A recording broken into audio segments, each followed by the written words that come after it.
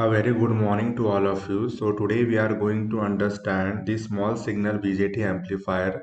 Now this amplifier increases the strength of any input signal which you are feeding it to the amplifier.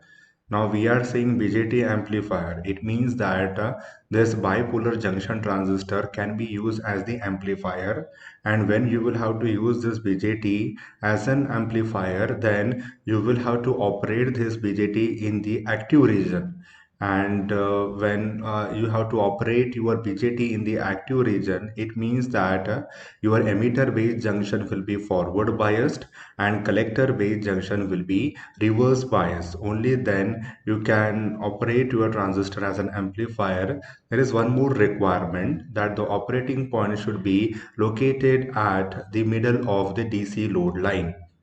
Only then you can have the fruitful or the faithful amplification, and you will also have to select a proper biasing circuit. In the previous video we have seen some circuits, that is fixed bias, then the collector to base bias circuit, then emitter bias circuit, and finally the voltage divider circuit. So among all these four biasing circuit, which one is more suitable? So the voltage divider circuit is the most preferable for any amplification purpose. So now the term small signal is written over here. Now what is small signal? You take an example of a microphone. When microphone receives any signal, that signal strength will be very small, and you cannot directly pass that signal to the speaker, because then the speaker will not operate effectively. Now similarly, you again take an example of a radio. Now radio receives many signal, and this first signal will be having strength very low. So when the input signal is having low strength, that is called the small signal amplifier. Now small signal amplifier can also be called as the voltage amplifier. But when you talk about the large signal amplifier, then that will come under the category of the power amplifier. So we will have to understand this small signal amplifier. Now basically in this small signal amplifier, we are going to fed the input signal as the AC. So we'll be studying that. So now there are three important circuit. That is, the first one is the buffer, then the amplifier, and the attenuator. Now in the buffer, you can see the output voltage will be equal to your input signal. It means that this buffer will be providing the isolation between the two port, that is the input port and the output port. Now in the amplifier, you can see the output voltage is higher as compared to the input signal, and that is called the amplifier, and we want to study this amplifier only. Now there is one more circuitry, that is attenuator. Now in the attenuator, you can see the output voltage is less than the input voltage. Now how you are going to define the voltage gain? So for voltage gain, the ratio of the output AC voltage upon input AC voltage is called the voltage gain. Now, just now actually I have told you about certain condition which needs to be satisfied in order to operate your BJT as an amplifier. So such conditions are, the first and the foremost requirement is that you will have to operate your BJT in the active region. This is the important condition. Now you know that the transistor will be having three mode, that is the cutoff mode, then the active mode, and the saturation mode. But in the cutoff and the saturation mode, your transistor will be acting as a switch. In the cutoff mode, it will be acting as the open switch, and in the saturation mode, it will be acting as the closed switch. But we want our transistor to operate as an amplifier, and for that, you will have to operate your transistor in the active region. Then you will have to select the operating point at the middle of the DC load line. This we have already studied, and the voltage divider circuit, which we are going to use for this amplification purpose. And in the voltage divider circuit, we are going to have the common emitter configuration, because out of the three configuration, common emitter configuration provides high voltage gain. and its input resistance is of the order of 1 kilo ohm, and the output resistance is of the order of 10 kilo ohm. So this is the most suited configuration for the amplification purpose.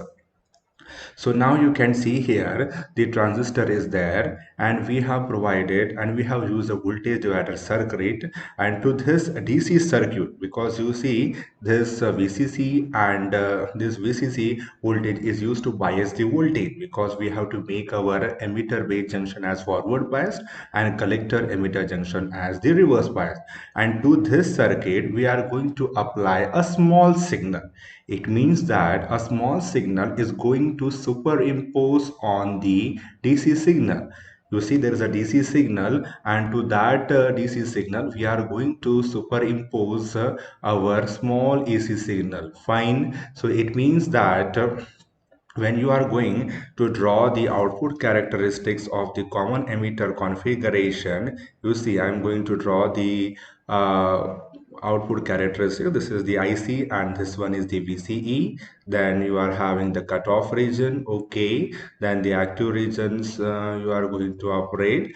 Now if you draw the DC load line, so generally we always select our operating point at the middle, and so now you are having, now you can see here you are having finite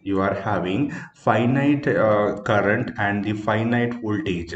So this was ICQ, we can see, and this one is VCQ. So you can see here you are having finite VCE voltage and finite collector current. So to this DC operating point, we are going to apply the AC signal. Fine. And we want the amplification of this signal, so that is why we are going to apply this input signal to the voltage divider circuit.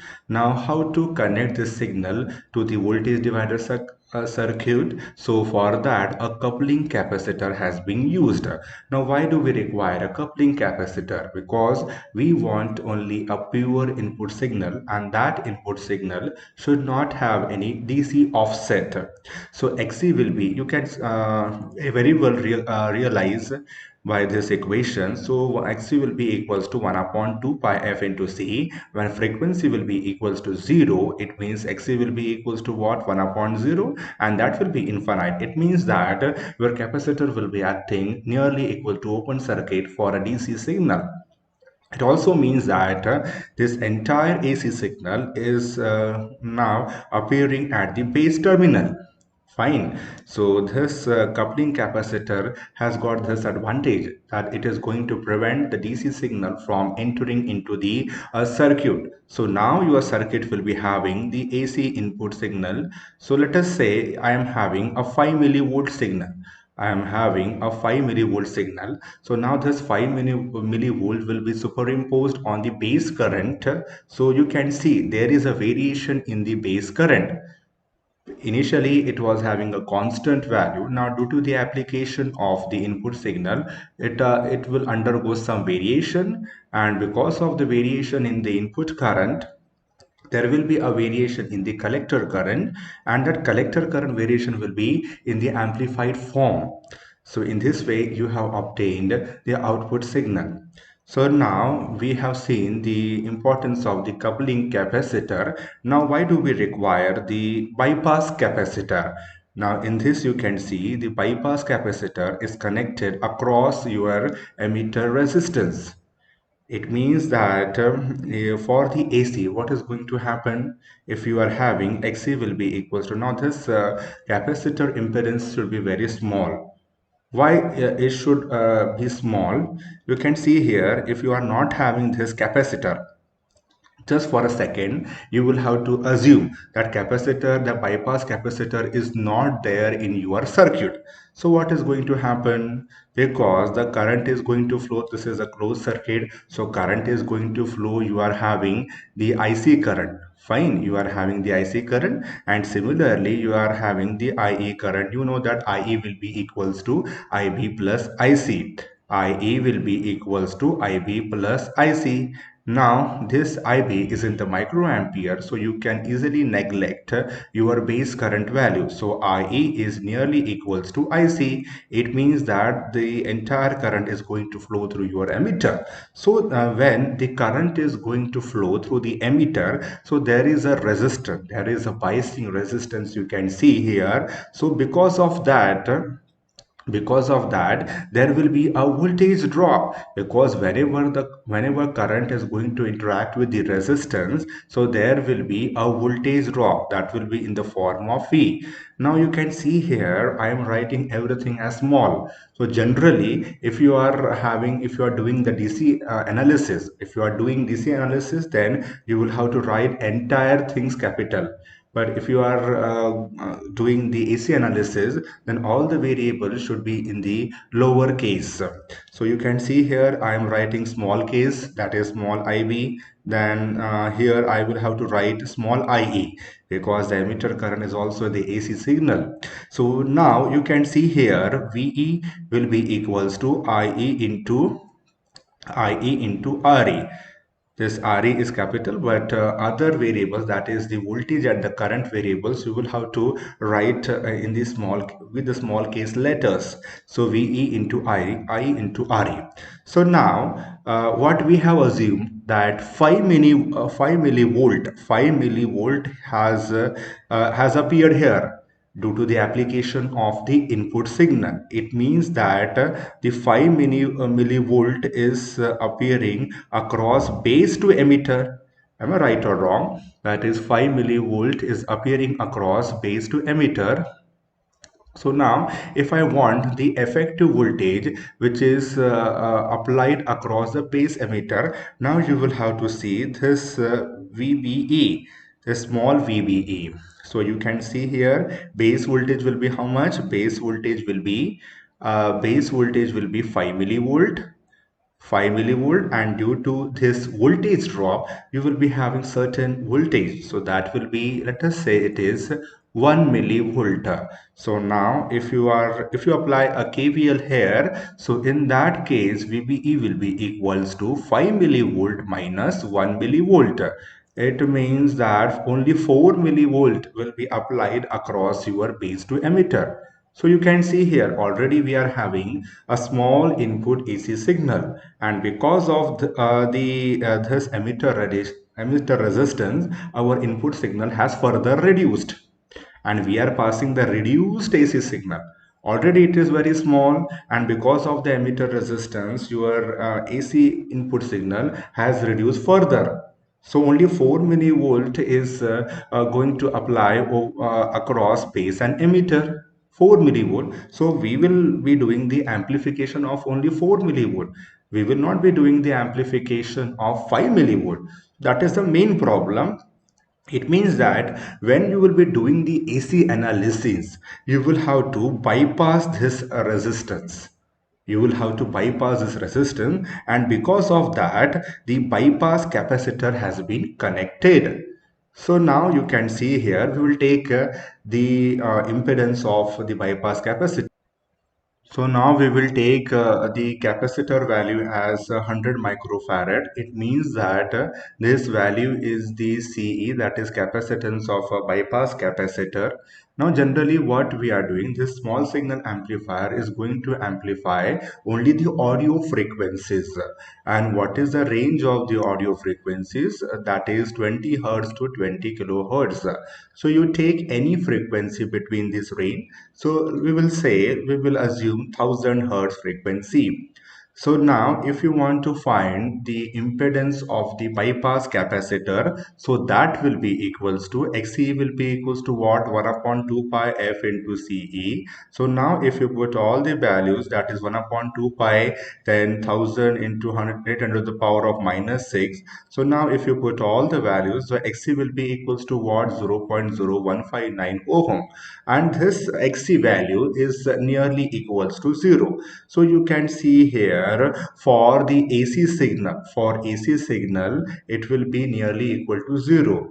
It means that when you are going to perform the AC analysis, that time your capacitor will be acting as a short circuit. It means that this resistance will be bypassed.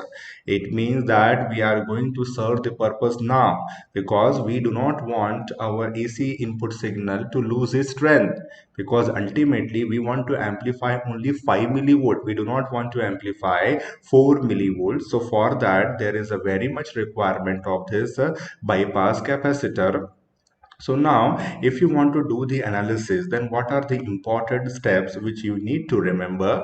So, like in the DC analysis, what we have done, we have removed all the AC sources and we have opened the capacitor. Now, similarly, for the AC analysis, this capacitor will be acting as a short circuit. In DC analysis, they were acting like open circuits, and in the AC analysis, we will have to short circuit the capacitor, because just now we have seen that for frequency and for 1000 hertz frequency, your capacitor will be acting as the short circuit. It means that you will have to short the capacitor and you will have to remove the DC sources. So when you will remove the DC sources, what is going to happen? This will be grounded, this will be grounded. So now you can see your R1 is floating now. Yeah, it is connected with the ground because you have shorted the DC voltage source. Capacitor is also shorted, so this one is also shorted, and this emitter resistance will be bypassed because your capacitor will be acting as a short circuit. And we know the rule of the current. The current is going to flow only through the low impedance path. So it means that your current is going to flow through this path only.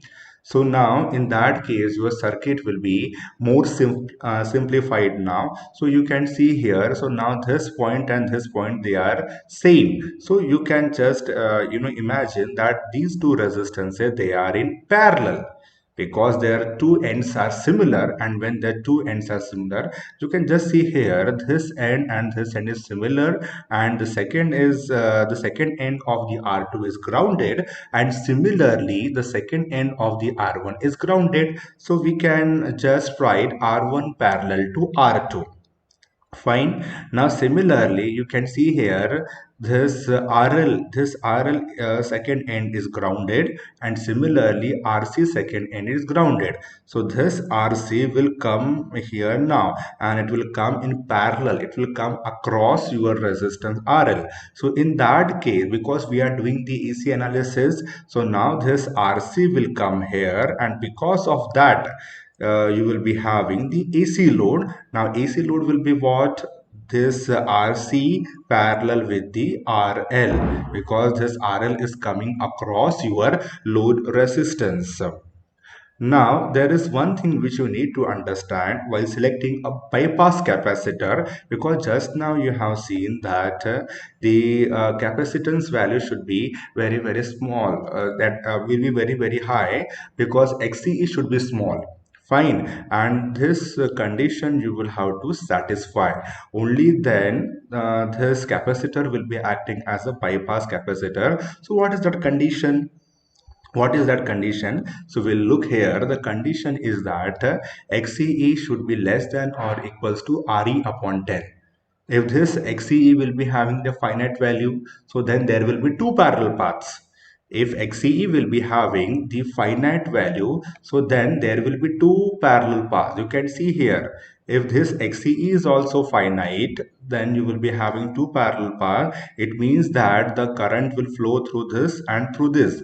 We want our XCE should be less, or it should be nearly equals to 0.